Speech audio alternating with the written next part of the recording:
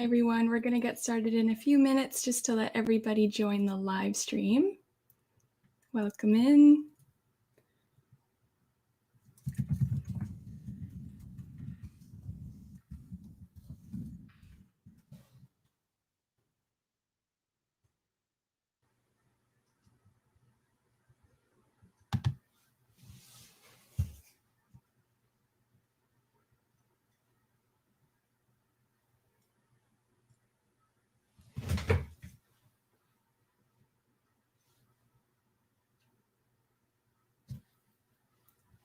Welcome in.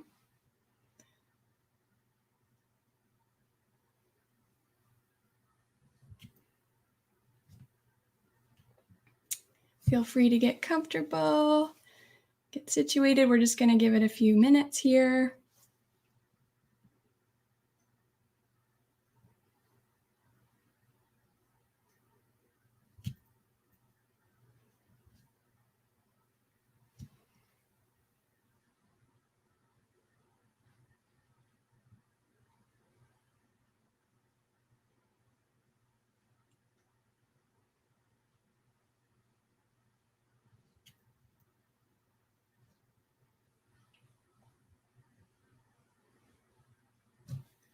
Welcome.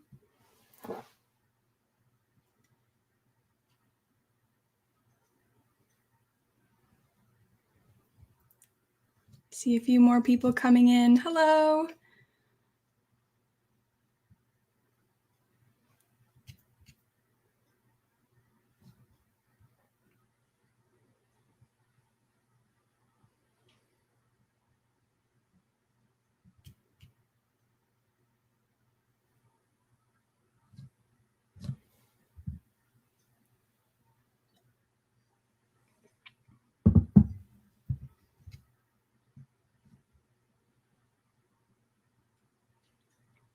Feel free to write in the chat where you're streaming from tonight. I always love to see where everyone's from.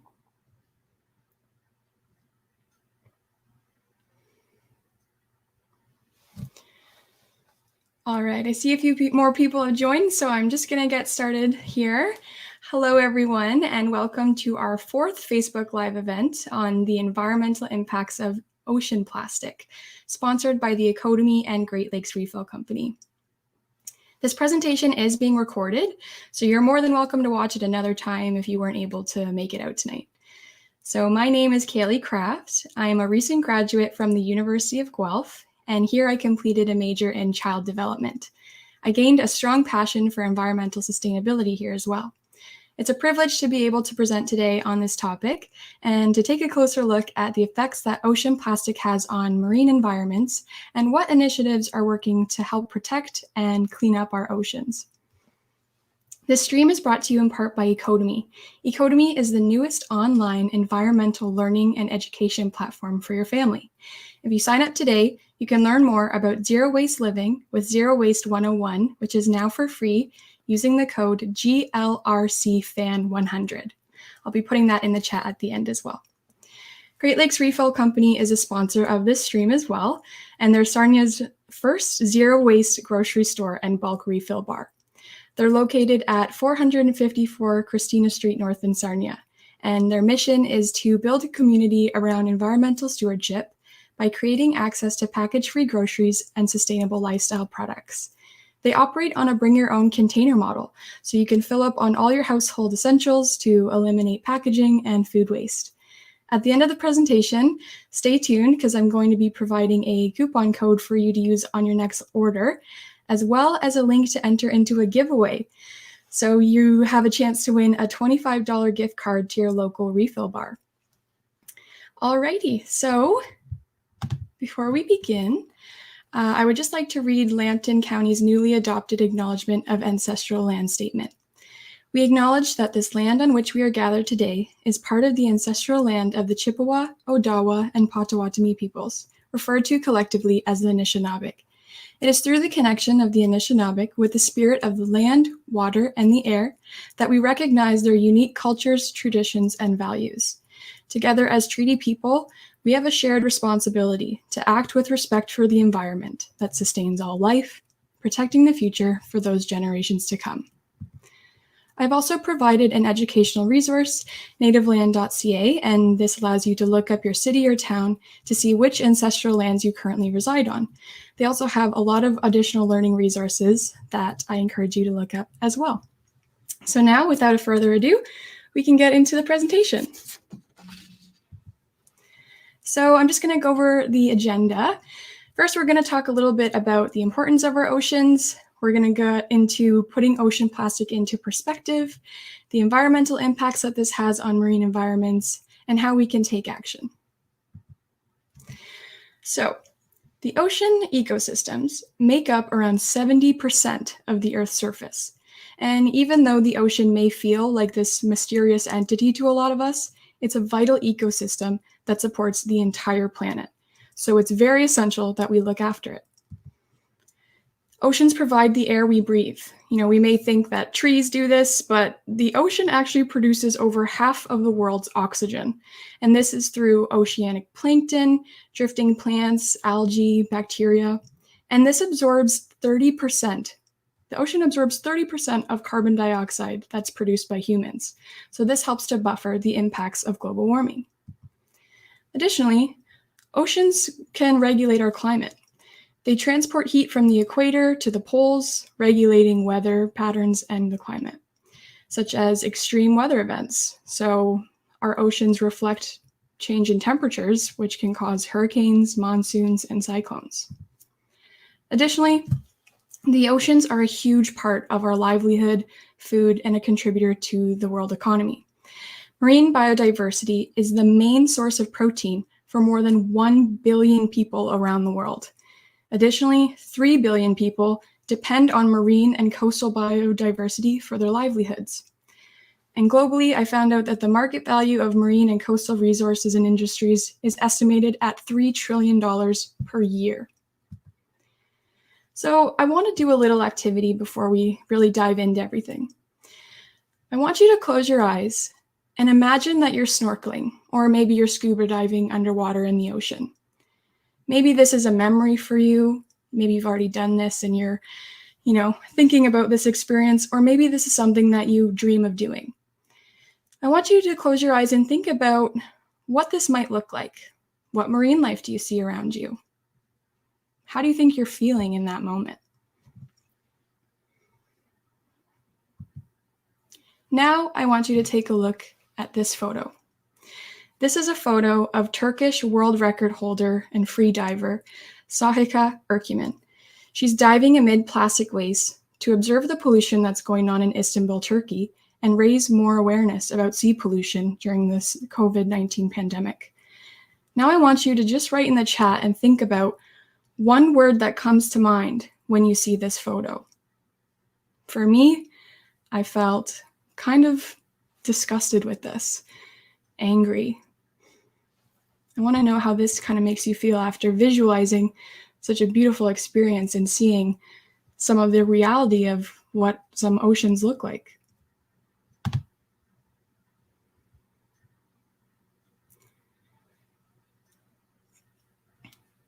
So I see sad,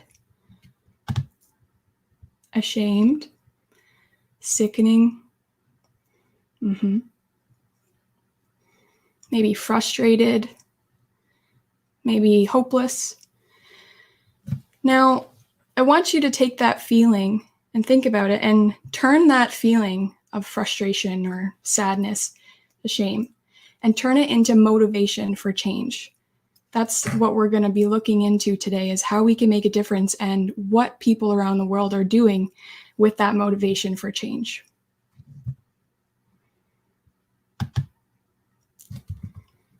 So let's put things into perspective with ocean plastic pollution. What's the issue with plastic? Well, it's a synthetic organic polymer made from petroleum, and it's made to be strong and sturdy, which is great for holding a bunch of products that we use every day, but not so great when it makes its way into the oceans. Over 300 million tons of plastic are produced every year, and half of this is single-use items. As we can see here in this photo, there's a single-use plastic bag, a straw, it looks like there's a water bottle in there. And if this stuff is discarded improperly, it can really harm our environment and biodiversity. So here's a little comparison of some pre-production plastic and post-production plastic. On the left here, we have plastic pellets, which are also called nurdles. It's kind of a fun word to say. And if you're like me, I've come across these on the beach, and I didn't really know what they were. Didn't know where they came from. I was never really seen them in person before. I've only really seen the post-production plastic, which is the items that we use every day. So here in this picture on the right is some pieces of plastic that have been broken down and have been washed up on shore. And because plastic isn't biodegradable, what happens is the sun breaks down these plastics by a concept called photodegradation. So that's why we see these little pieces here. So these little pieces range from nanoplastics all the way to megaplastics, which can be something as big as a car tire. So when it comes to those nanoplastics and the microplastics, around this size are microbeads, which many of us may have used these before in bath and body products or cleansers. Sometimes we've seen them in toothpaste. And a big step forward for Canada was that on July 1st in 2018, the manufacture and import of all toiletries that contain these plastic microbeads were actually prohibited. So this is an awesome step in the right direction. So here is a little infographic about how long plastic takes to break down when it comes to marine debris. So I'm not going to name all of these off, but it's really interesting to take a look at. For example, a plastic bottle takes around 450 years to break down. Something like a glass bottle is undetermined. An aluminum can take up to 200 years to break down. So how does this plastic enter the ocean? The main sources of plastic debris found in the ocean, actually 80% of them, are land-based. So this is not an extensive list, but kind of some examples of how land-based debris is found. So it could be something like urban and stormwater runoff. A big storm might wash up debris into the ocean. Illegal dumping, littering, industrial activities, improper waste disposal and management, and even sometimes it can be traffic related with tire abrasion. So the other 20% is ocean-based. So this plastic pollution originates primarily from the fishing industry with big fishing nets, nautical activities, and aquaculture. I found that there is now 5.25 trillion macro and micro pieces of plastic in our ocean, like what the picture before was showing. Every year, 8 million metric tons of plastics enter our oceans on top of this, which is outstanding. 32% of the 78 million tons of plastic packaging produced annually is left to flow into our oceans. A 2016 study by the World Economic Forum compared this to be the equivalent of pouring one garbage truck of plastic into the ocean every single minute. I was very shocked by that statistic. So, what is the impact that all this plastic has on marine environments and marine life? The most visible impacts that we see from plastic debris on sea life are ingestion, suffocation, things like when animals have lacerations or cuts, they can get infected. We've all seen the pictures of sea life being entangled in plastic waste, and that reduces the ability to swim, as well as some internal injuries of hundreds of marine species. And what happens is marine wildlife, they mistake our plastic waste for prey and their food. And then when this fills up their stomachs, they can die of starvation. Additionally, floating plastics also help to transport invasive marine species. And we're seeing this threatening some marine biodiversity. When marine organisms ingest plastic debris, they enter their digestive systems, and that causes an accumulation in the food web called bioaccumulation. Now, I wanted to bring attention to something that people may have heard before, which is the Great Pacific Garbage Patch. The Great Pacific Garbage Patch is a collection of marine debris in the North Pacific Ocean between Hawaii and California.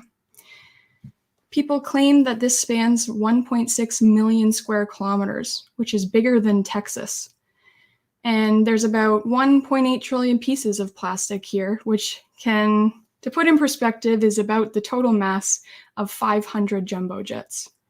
And what happens is this marine debris collects in these big ocean current systems called gyres. So a 2018 study found that synthetic fishing nets made up nearly half of this Great Pacific Garbage Patch. And when I first heard about the Great Pacific Garbage Patch, I envisioned it to be this huge island of trash. And when I did some further research onto this, a lot of scientists claim that these patches are mostly made up of microplastics, which can't always be seen by the naked eye or satellite imagery. And also, a lot of this plastic sinks underneath, so we actually don't see it from the surface. The way that these scientists kind of explained this garbage patch to look like is like a flecks of pepper floating around a big bowl of soup. But either way that you look at this, whether it's a big heaping island of trash or, the soup metaphor, none of this debris should be there. So what's going on? What are some ocean plastic solutions? What are we doing about this problem? Is anybody doing anything? Let's take a look. So the United Nations made this one of their sustainable development goals. This is under number 14, life below water. And as you can see on this little diagram here, plastic and marine pollution are included in this. So the goal is to conserve and sustainably use the world's oceans, seas, and marine resources for sustainable development. So they would like to unite ocean stakeholders and kind of build a common framework so that they can achieve more sustainable oceans by 2030. I wanted to highlight some awesome initiatives that are going on when it comes to ocean cleanup. In 2013, Boy and Slat founded the Ocean Cleanup at the age of 18 in Delft, Netherlands. Their goal is to eventually remove 90% of plastic waste from the world's oceans using giant U-shaped floating rigs. And keep in mind, these rigs would just be able to get stuff from the surface of the ocean. And they've had some progress, which is really inspiring. So the 2021 update was that the Ocean Cleanup has extracted a total of more than 1 million pounds of plastic from ocean and river programs combined. So obviously there's a lot of trial and error that goes on with this and a lot of funding involved, but it's so nice to see some progress being made. There's another organization called Ocean Conservancy. Today, they're working with millions of volunteers of all ages, all around the world, on international coastal cleanups. And they've been doing this for over 30 years. They've helped to pick up over 300 million pounds of trash from the ocean. And they're also helping to formulate ocean policies at the federal and state government levels based on peer-reviewed science. So another one is the Ocean Voyages Institute. So recently there was a 48-day expedition, and this crew successfully removed a record amount of fishing nets and toxic consumer plastic from the Great Pacific Garbage Patch that we just talked about. So this is great news. They've collected 103 tons of fishing nets and plastic from this area. Although it's a small amount compared to what we've seen of how much is in this patch, but it's a huge step. And when they recovered this from the water, the debris was placed in these big industrial bags and is going to be held until it can be recycled and repurposed back on land.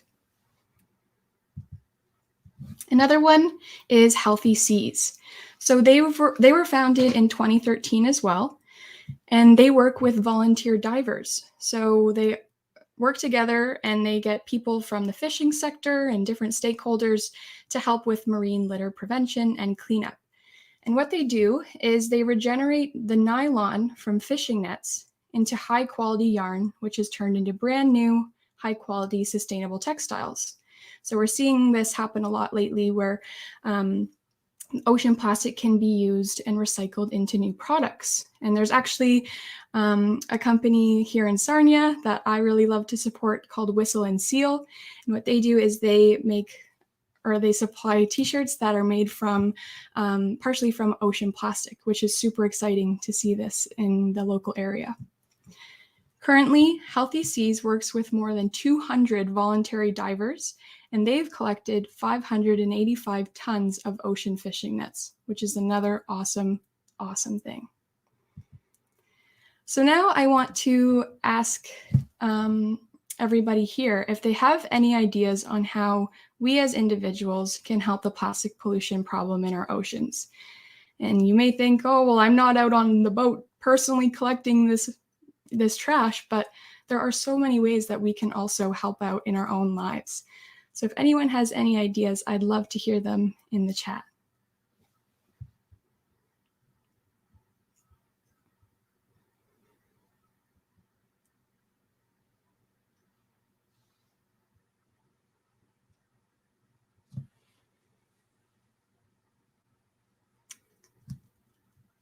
So Jillian says reusable grocery bags. Just swapping out any kind of single-use plastic whenever we can, making sure that there's no way that they can get into our oceans. Picking up your litter before leaving the beach. This is a really big one. I live in Brights Grove near a beach on Lake Huron, and I see that a lot of people try their best by picking up their litter before leaving, but sometimes, you come across, unfortunately, some litter. Don't buy clothing with plastics in the fabric. Bring your own thermos of water instead of water bottles. Absolutely. It's a good zero waste swap. And Kim says, stop using disposable water bottles. These are all really great. And they may be small, but they make a really big impact, especially if everybody tries to do them. So I came up with a few more little steps that we can make to make a change. So one is control the usage of single-use disposable items in our life, like we said in the chat, making sure we reuse as much as possible before recycling. So just thinking, before we put it in the blue bin, can I use this anywhere else? Can I make this into something? Can I get creative with it? Shopping at a bulk refill store to reduce packaging and unnecessary waste. We're so lucky to have Great Lakes Refill here in Sarnia to help us with this and make some great habits. Number 4, swapping regular plastic items that we use daily for more sustainable options, like the water bottle and maybe a reusable bag, like Jillian said. And taking part in beach cleanups and trying to organize one with your friends and family or your community. You can make a Facebook event or just invite some friends and family out on a weekend, and even a couple hours, you would be amazed at how much you may be able to help clean up and prevent from getting into the water. Number 6 is spread as much awareness as you can. So if you follow different groups on social media, you can share some interesting posts or videos. Another one is cutting loops of plastic items. So maybe one of those plastic loops that you see on beverages, packages of pop and everything, you can cut those up, even like an avocado bag, just cutting that up and making sure that there's nothing that wildlife could potentially be caught in, which we learned was a big issue for marine life. Another one is to donate to an organization that's working to protect or clean up our oceans. Researching and educating yourself and others with documentaries and peer-reviewed journals and books. Another one is to sign petitions and vote for legislation or people who are working to protect our oceans. And lastly, reading up on types of plastics and proper recycling practices. And another cool thing, there's an app called Recycling Coach, or another one called Waste Wizard. And if you're ever unsure about if the item that you're about to throw away into the recycling bin, if it is recyclable or not, you can actually type that in and you can put in your region to see if it should go in the trash, if it should be disposed in a different way, like say with electronic waste, or if it actually can be recycled. So this has been a helpful tool for me whenever I'm, holding something and not really sure, and I don't want to just wish cycle it. So yeah, I thought that was kind of a cool thing to share as well. So what else can be done? So when it comes to legislative frameworks, we can strengthen these so that they address marine plastic pollution. Again, with extended producer responsibility, governments and industries need to explore national legislative frameworks and policies to implement more circular economy solutions. So, like we said, repurposing and finding a way to not just make items go straight into the landfill, but to really rethink of how we can repurpose these. Another one is to redesign and rethink products. So we need research institutions and governments, industries, to work together collaboratively and just rethink and redesign our plastic products and hopefully reduce some waste. So maybe this could look like different ways that they could be broken down. Maybe they're made out of different materials. So yeah, just having some more push for that would be really good to see as well. When it comes to sustainable consumption, we need solutions that go beyond waste management and to really consider the whole life cycle of plastic products, from design to infrastructure and then to household use. Additionally, more funding for research and projects, so providing policymakers, manufacturers, and consumers with the evidence needed to implement technological, behavioral, and policy solutions in order to address marine plastic pollution and maybe fund some more of these cleanup projects that we are seeing. Another one is to identify, measure, and address marine plastic pollution. So finding methodologies to find the sources of plastic leakage, the scope of plastic, and the impact that they have on marine environments and humans as well. I just wanted to provide a few more additional resources here. There are some really cool documentaries out there on YouTube and Netflix and other streaming devices, such as A Plastic Ocean, Blue Planet 2, Trashed, The Smog of the Sea. And there's a lot of other really cool organizations to check out as well, such as the Plastic Pollution Coalition, Plastic Oceans International Foundation, and 5 Gyres.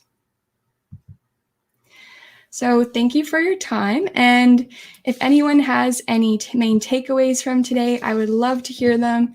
Any comments or anything? I see Jillian says that it's good to see fast food businesses starting to use recyclable containers and non-plastic straws. Absolutely. And I think this comes from a big consumer demand to put pressure on these companies to rethink the way that they're supplying their products, which is really important. So yeah, this concludes the presentation for tonight. Thank you so much for taking the time to join us. I really hope you have a wonderful rest of your evening. And yeah, if you want, feel free to write anything in the comments. We can always see them after the live stream ends. And once again, this stream was brought to you in part by the Ecodemy. Ecodemy is the newest online environmental learning and education platform for your family.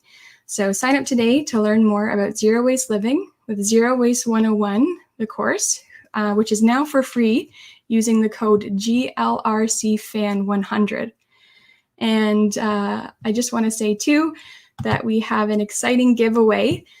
I'm going to post the link right now in the chat. Should come up here. Perfect. So yeah, so this is a chance to win a $25 gift card to your local refill store. And we're going to be announcing the winner on December 9th, which will be our next Facebook Live event. And yeah, I would just like to say that Great Lakes Refill Company is here for you on your journey to reduce waste and make shopping more sustainably easy. And starting a zero waste journey may seem very daunting at first, but a few simple changes can really make a huge impact. And together we can make that change. So as a thank you for attending, you can also use the coupon Greening10 for 10% off your next online order. So I will also put those in the chat as well here.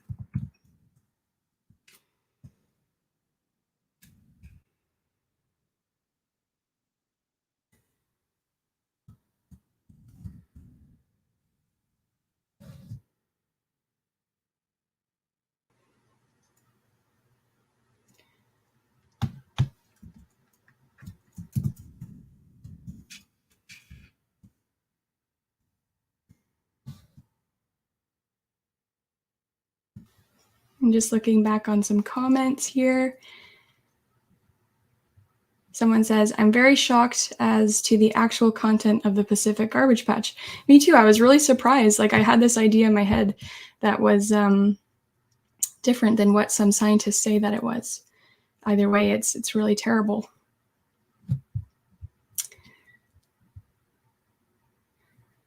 And I just want to say also, for the provided link, you can also get a free 7-day trial of the Ecotomy, which is super exciting. So definitely check out that link. And yeah, thank you so much for everyone who took their time tonight to come and listen to the presentation. And I hope you learned something today, and just keep in mind, how we can help our oceans out a little bit. So thanks so much for joining, everyone, and take care. We'll see you next time.